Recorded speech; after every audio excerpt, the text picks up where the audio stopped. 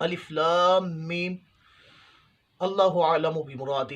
اللہ ہی خوب ان کی مراد جانتا ہے۔ ان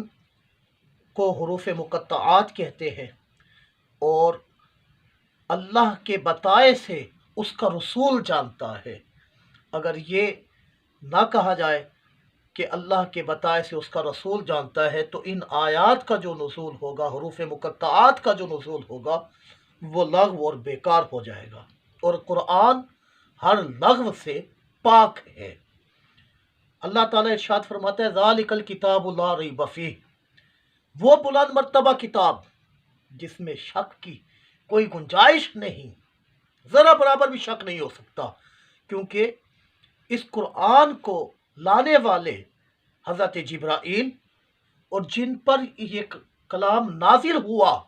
وہ دو جہاں کے سردار محمد رسول اللہ صلی اللہ علیہ وسلم، اور سننے والے جو ہیں وہ صحابہ کرام علیہم الرضوان ہیں۔ تو ان میں سے کسی ایک کے بارے میں بھی شک نہیں کیا جا سکتا کہ یہ سارے کے سارے امین ہیں،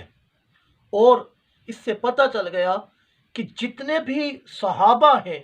وہ عادل ہیں، کیونکہ انہوں نے اس قرآن کو سنا اور اس کو مانا اور اس کو روایت کیا اور اس کو پڑھا۔ لہذا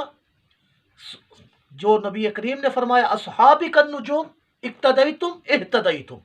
کہ میرے صحابہ میں سے جس کی بھی اقتدا کرو گے ہدایت پا جاؤ گے، کیونکہ یہ تو ستاروں کی طرح ہے۔